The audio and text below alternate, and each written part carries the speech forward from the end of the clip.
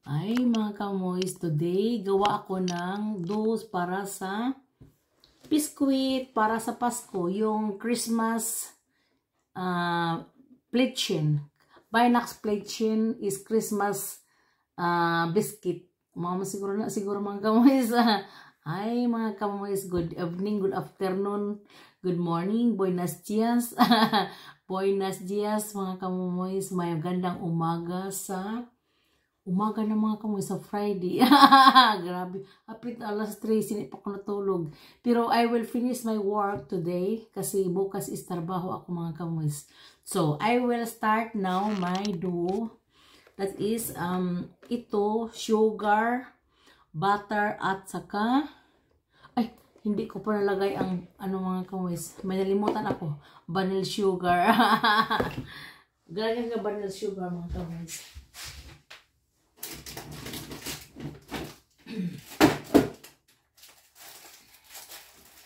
So, dalawa lang mga kamoys. Ito, that is vanilla sugar. So, every 1 kilo, lagyan ko ng pwede din, dalawa each kilo, pwede din mga kamoys. So, that is 2 kilos ang gawin ko ngayon. 2 kilos like this. That is 1 kilo. 2 kilos ko nga mga kamoys. Yeah. Tingnan ko kung maano ba yun. So, first, iano ko ang butter, sugar, at saka eggs. Ilagay ko dito. At i-mix na naman mga kamoys. So, i-mix lahat. I will show you. So, ito, para sa ano yun ha? 1. So, every kilo 2 eggs. 2, 3. Giano ko mga kamoys ba? Ang 2 kilos, ihalo ko lahat sa isang malaking bowl para diretso na. At saka, kumutin ko mamaya mga kamoys. I-mix all ba with the hand. Walang hand gloves. Manghinaw lang ako mamaya. Again. So, ito na ang ano ko. Ano pala? Hindi pala yung electric. Ano dito? Ano pala sa cellphone? Okay. I will show you.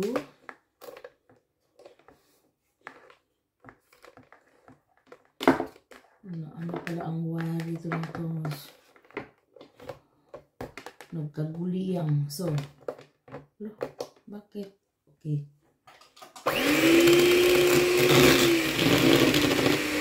So, like that. So, this is a very, very big dough. 2 kilos ang masaktuan. Ang butter is 1 kilo and 1 kilo sugar. Grabe no? Sa 2 kilos flour, 1 kilo sugar or 1 kilo butter. That is the big bowl. Ito ang paghalo ko. Na-memorize ko ngayon every year. Every year mga kamoys, ginawa ko yun. At saka, sa next week, magawa ako ng hazelnuts. Ito, almond ang ilagay ko. Yun ang almond mga kamoy.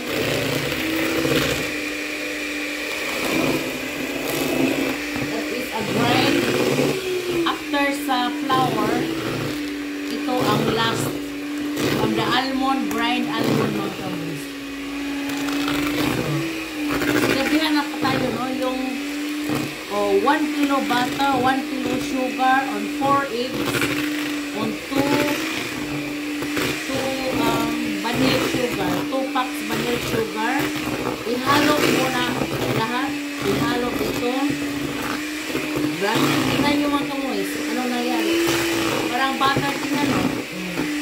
Parang butter lang, walang sugar. Grabe mga kamoys. Ito ang halo niya, ha? Ang mix niya. Malaking bawal yung mga kamoys. So, Ito ang paggawa sa ano ko, sa biscuit. Binac friction. So, ngayon, isaan ko ang saan ba yung saan ko? Isaan ko ang flour, mga kamoys. Ang flour muna.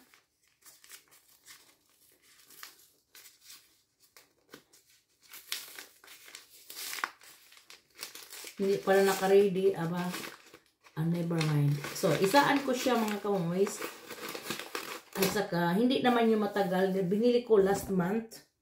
Doon lang, storage ko sa may underground. Malamig sa underground. Tingnan mo. Ganuhin, mga kamoys. Parang bikiri din. Parang bikiri din, mga kamoys. Tingnan nyo. So, like that. Para mga tibugon ba? Tibugon hindi maano sa ilalim. Baka may uod, mga kamoys. Makain din ang uod. Pero walang uod, mga kamoys. Kasi malamig ito. Or that is new from binili ko, mga kamoys. Pero ang storage doon sa sa mga karamihan sa mga may bodega ba. Baka may uod, mga kamoys. Hindi natin alam, no? Yung nila bodega ba. Yung storage nila sa mga flour bago nila ibenta. Diba? May din ang paggawa nito sa flour, may factory din. At saka 2 kilos, mga kamoys, ang gawin ko.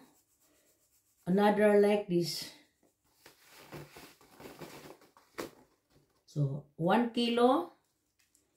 Ito, 1 kilo na.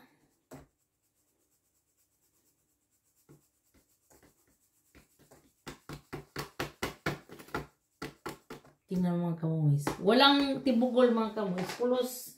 Pulos na saan. Tingnan nyo. Ang saan, lang, konti. Hala, tingnan mo. Tingnan ninyo. Walang naiwan. Walang uod, mga kamoys na. Wala. Tibugol lang. At saka, isa pa. I will love you tonight. I will stay by your side.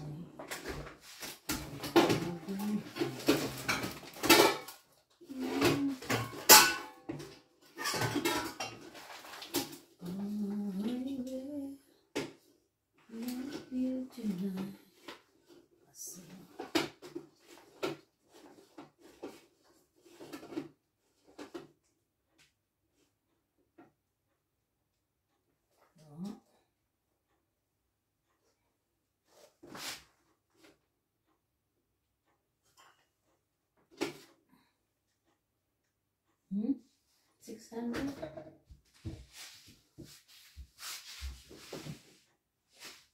Oh. 600. 600. 650. 600.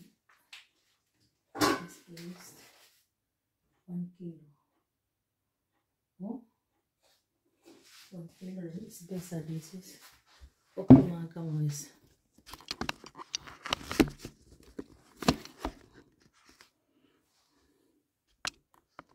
So, I will continue. Mayroon pa akong itong 2 kilos, mga kamoys. O 1 kilo.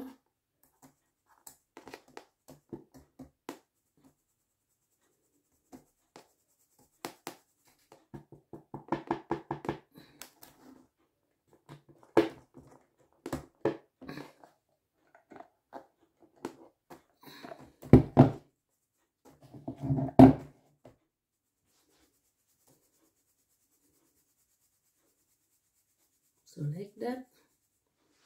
So, pas 2 kilos, mga kamoys, ang iano ko. Kasi, ang sugar is 1 kilo.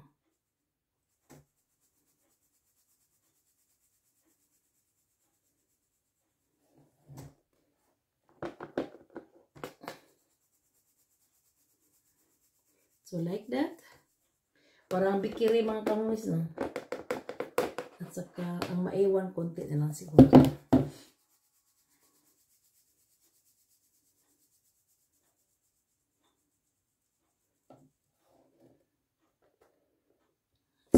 itong mandel, ang almond, i-ano ko yun.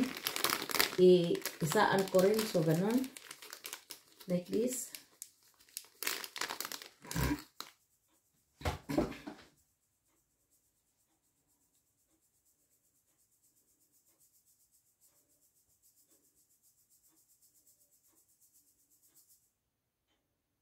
Tignan niyo mga kamoys. Ulo, parang binlod.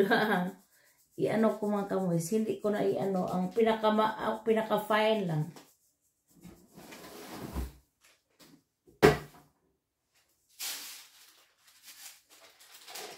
At saka ito. 200 grams almonds. Sa 2 kilos mga kamoys.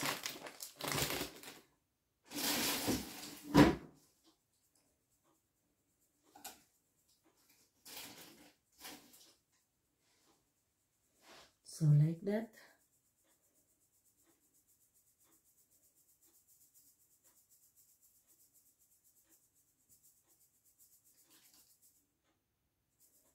Parang, ano na siya mga kamoys.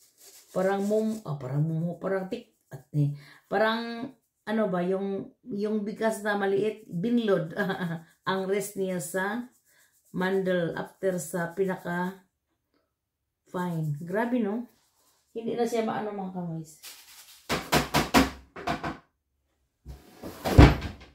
At saka, I will add again. So, ito na.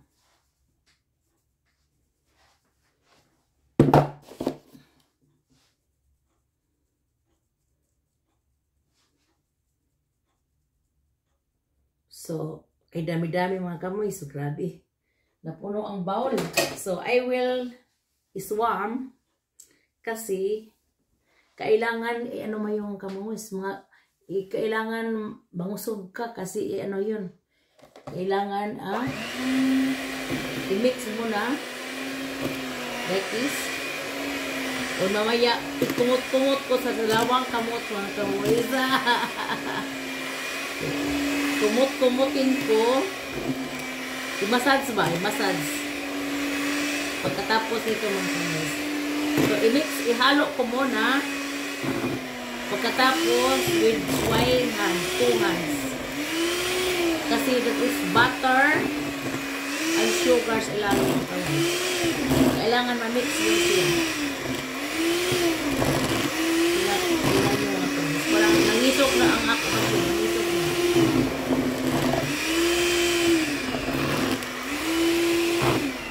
So, ito na ang masa niya sa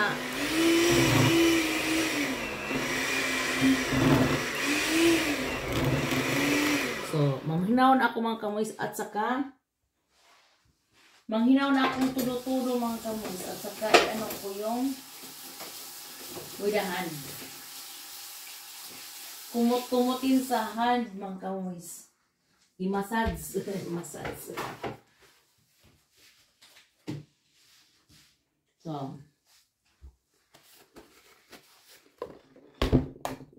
i-massage lang mga kamoy. Kasi ang ano, baka masira yung, ito ba? Tingnan mo. Tatanggal siya mga kamoy. Automatic natanggal kasi, ano siya ba? Nasulod siya sa, ito. So, kailangan kamutin mga kamoy. At saka, I make a ball. I make a ball. Letter. Yung malaking ball ba? So, kugel. At saka ilagay ko sa rib or sa labas.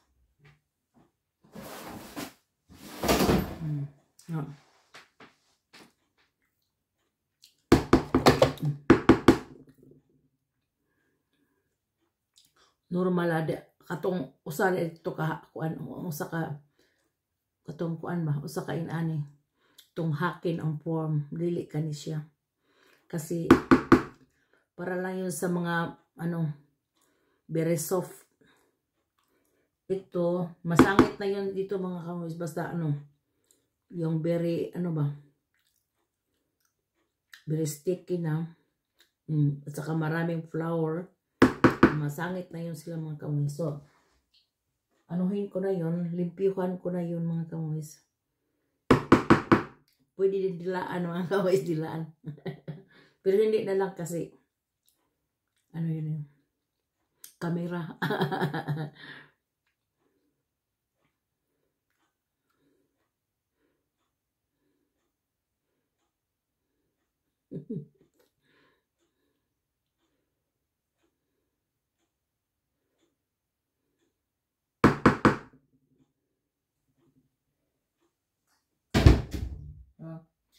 Dilaan ko na kamoys, dilaan.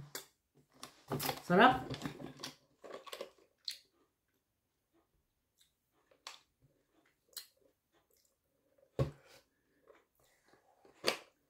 So, I will tanggal na mga kamoys. Tanggalin ko na. So, gano'n lang. Pokpokin. Anong pokpokin? Pokpok. Anong pokpok mga kamoys?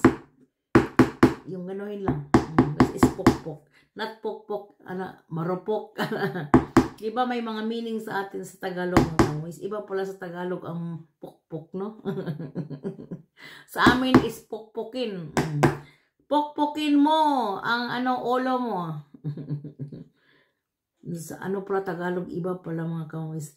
Grabe mga kamoys, no? Mga sa Tagalog. Makatawa ka sa Tagalog mga kamoys. For example, ang langgam. Ang langgam ay sa Bisaya ay lilipad. Pero ang langgam sa Tagalog is gumagapang. Yung mga ants pala. At saka sabi nila yung malibog sa Bisaya I am naglibog ko kung sa imong gihimo. I am doubting or so like that. Pero doubt. Pero sa sa Tagalog, ang libog pala is iba. Grabe mga kamoys ng Tagalog, Bisaya, iba pala ang mga meaning, no? The same words but the different meaning. Ito nga ang makaaway ng ibang tao sa ang mag-away ng mga Bisaya o mga Tagalog mga kamoys.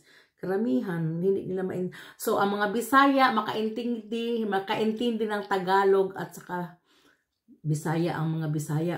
Pero ang Tagalog hindi sila makaintindi ng Bisaya. That is the problem, the big problem. Kung hindi nila alam, no? Pero kami mga Bisaya not talking parang accent nga sa Bisaya. Pero at least we know how to speak Tagalog. Pero alam namin what is the meaning in Bisaya. Pero ang Tagalog, hindi nila alam anong meaning sa Tagalog, ang Bisaya. Ito nga, a very big difference mga kamoys. Maraming languages sa Pilipinas, 70 languages. Kasi we were living in 7,100 archipelagos, islands,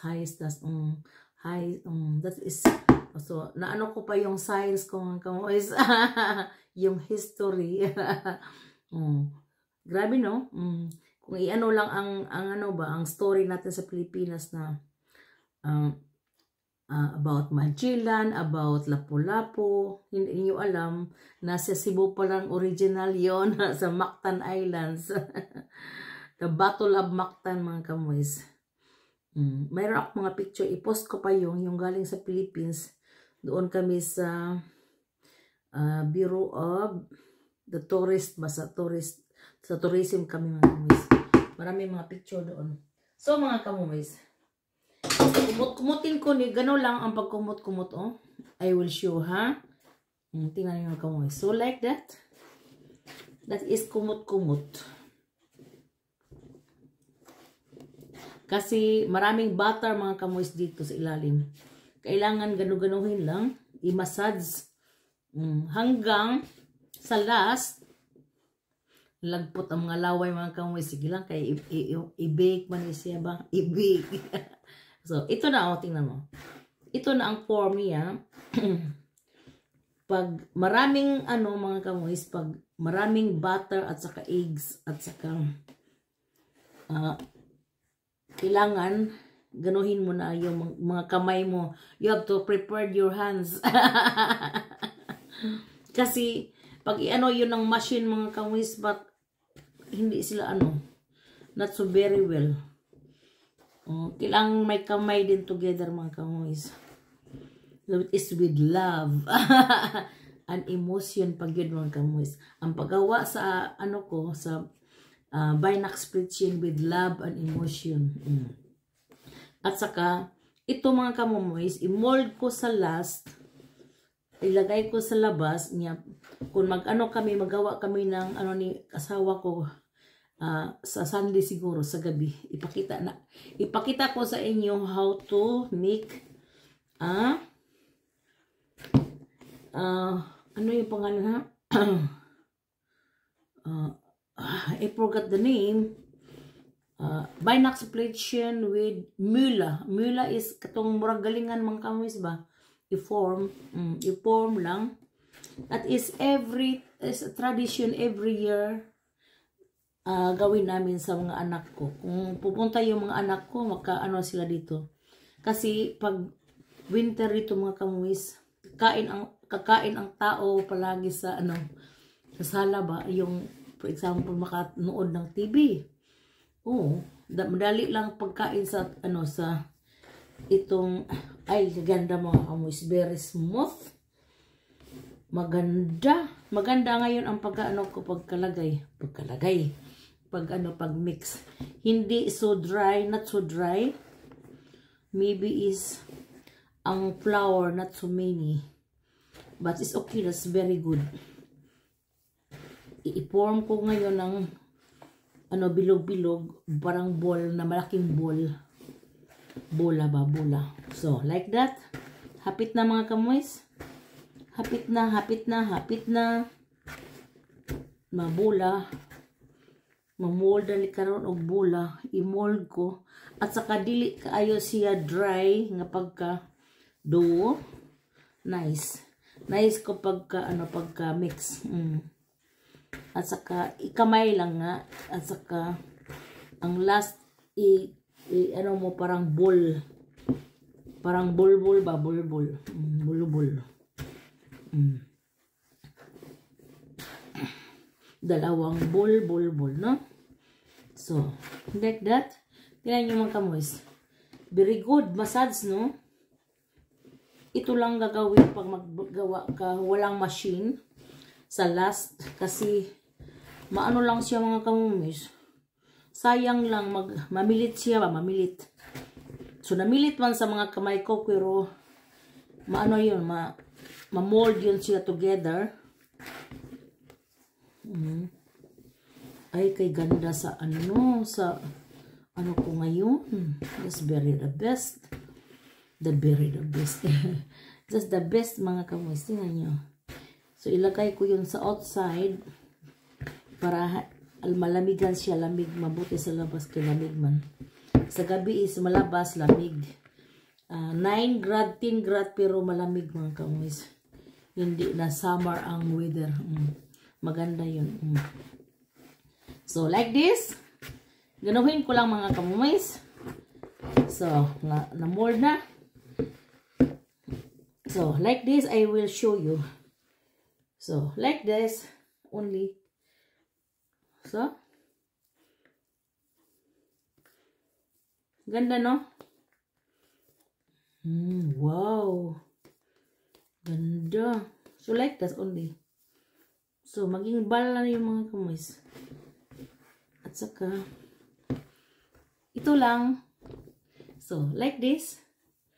At saka, ilagay ko sa ref, mga kamoys. Okay. Thank you for watching. Ito na. At saka, ipakita ko sa inyo how to make the Sunday, maybe, maggawa kami. Okay. Thank you for watching.